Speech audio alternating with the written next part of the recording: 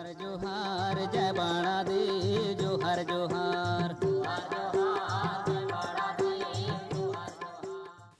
सभी सगाजनों को मेरी ओर से जय सेवा, जय बड़ादेव, जय गोंडवाना।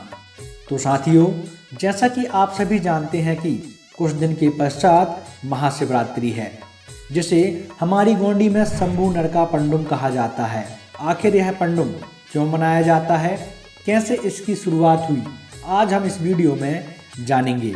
तो वीडियो में आगे बढ़ने से पहले आप सभी सगाजनों से वही प्यारी सी अपील की, अगर आपको वीडियो की जानकारी पसंद आती है तो इसे लाइक करना नहीं भूलिएगा और साथ ही वीडियो को ज़्यादा से ज़्यादा शेयर करके अपने सगा समाज तक यह जानकारी पहुंचाने का कष्ट करिएगा। चैनल पर नए हैं तो चैनल को सब्सक्राइब करना तो बनता है।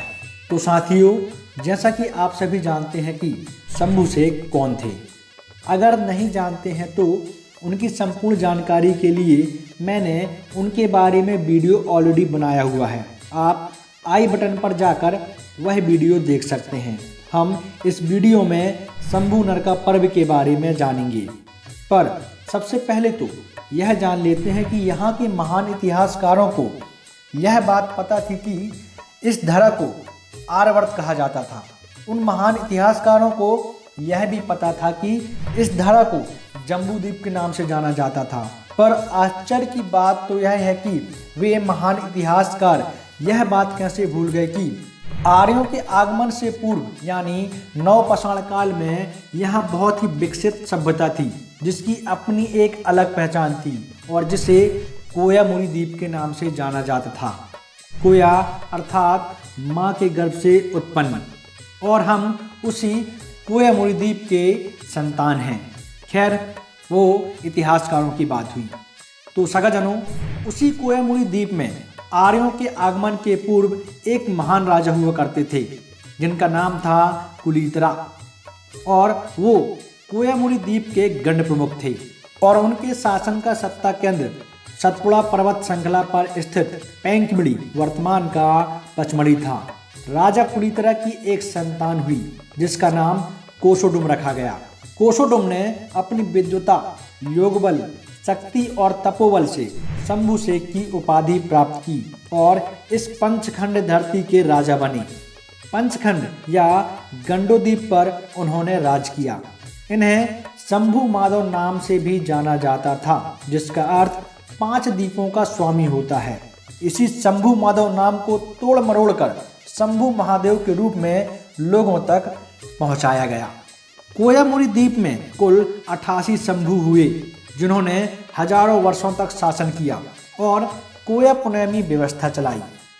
आज तक जितने भी शंभु हुए हैं वो अपनी पत्नियों के साथ थे। जैसे प्रथम जोड़ी हुई शंभु मूला, मध्य जोड़ी हुई शंभु गबरा, जिनके राज्य में पूर्वाकोट के गंड प्रमुख पुलसिव हीरवा के परिवार में रूपोलोंग पहादी पारी कुपाल लिंगों ने जन्म लिया, जिन्होंने अपने संपूर्ण जीवन काल में संपूर्ण कोयामुरी द्वीप के कोयावंशी कोयतूर आदि गंड जीवों को सगा गोत्र जीवन पद्धति में एक गोंदोला में विस्तारित किया और सगा समाज को एक मुख्य धारा में लाया। अब आते हैं वीडियो के मुख्य टॉपिक पर। शंभु की सबसे आखिरी जोड़ी हुई शंभु पार्वती। जब तक शंभु शेख थे, उनके राज्य में कब्जा कर पाना असंभव था। अगर किसी को उनके राज्य में बसना है तो उनकी अनुमति अनिवार्य थी।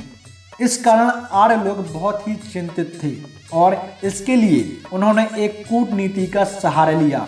उन्होंने शंभु को बस में करने के लिए राजा दक्ष की कन्या पार्वती को उनके पास भेजा, पर पार्वती स्वयं ही शंभु शेख की भक्त बन गई और आर्यों की यह योजना विफल हो गई।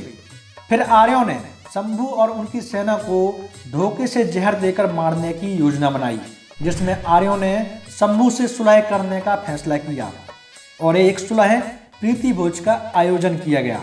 शंभु और उनकी सेना सहित प्रजा को भी निमंत्रण दिया गया।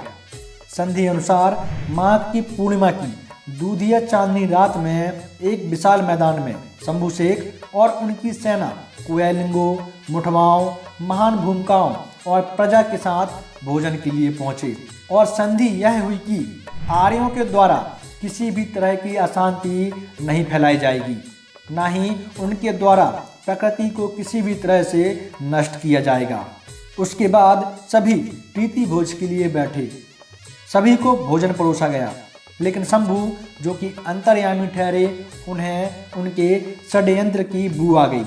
उन्होंने अपने सभी साथियों को भोजन करने से रोक दिया। बोले, पहले मैं भोजन करूंगा, फिर मेरे सहयोगी भोजन करेंगे। जैसे ही शंभु शेख ने भोजन किया, कुछ देर के बाद उनका शरीर नीला पड़ने लगा और उल्टियां होने लगी। जल्द ही वे बेहोश हो गए। सभी को षड्यंत्र का पता चल गया और उन्होंने आर्यों पर हमला करके उन्हें बुरी तरह से खदेड़ दिया। सभी कोयतूरों को शंभु की मानसिक और शारीरिक क्षमता के साथ साथ उनकी आध्यात्मिक बल पर भी पूरा भरोसा था और वे सभी जानते थे कि कैसे भी करके शंभु शेख एक दिन इस जहर को भी पचा लेंगे और होश में आ जाएंगे।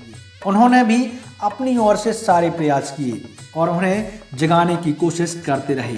पूर्णिमा के दिन भूमिका और कोयालिंगो की सलाह पर शंभु को पुनः जीवित करने के लिए सई मुठोली गोंगो का आयोजन किया गया। सई मुठोली गोंगो यानी पंच तत्व का गोंगो, जिनसे इस चराचर जगत का निर्माण हुआ है।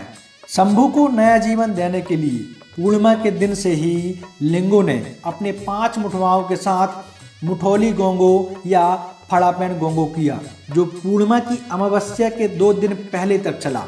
यह गोंगो आज भी कोयतूर समाज में माघ पूर्णिमा का आयोजन मुठोली गोंगो जागरण के रूप में किया जाता है। अंत में पूर्णिमा के 13वें दिन शंभु शेख की आंखें खुली और उन्हें पूरी तरह से होश आ गया। जैसे ही शंभु को होश आया, पूरे राज्य में खुशी का माहौल हो गया। शंभु को जिंदा देख लोगों में एक खुशी की लहर दौड़ गई। वह गाने बजाने लगे। तब से लेकर आज तक कोयतूरों के साथ साथ अन्य संस्कृतियों के लोग भी शंभु शेख नरका पंडुम को हर्षोल्लास के साथ मनाते हैं, उन्हें अपना आराध्य मानते हैं। तो सगजनों, यह रहा हमारे महान शंभु शेख की महान गाथा। आप सभी सगजनों को मेरी ओर से शंभु नरका पंडुम की ढेर सारी शुभकामनाएं। मैं आशा करता हूं कि आप सभी सगजन शंभु शेख से आग्रह करेंगे, उन्हें मनाएंगे कि आखिर हमारे समाज में वह चेतना कहाँ गई, वह ज्ञान कहाँ गया, जिसकी बदौलत इतना शक्तिशाली इतिहास बना। आप उन्हें बोलेंगे कि आप वह चेतना, वह ज्ञान हमें फिर से दें, ताकि हम एक शक्तिशाली इतिहास को पुनः दोहराएं। तो सगजनों, आज के वीडियो में बस इतना ही। मिलते हैं अगले वीडियो में। तब तक आप सभी को मेरी ओर से सेवा जोहार।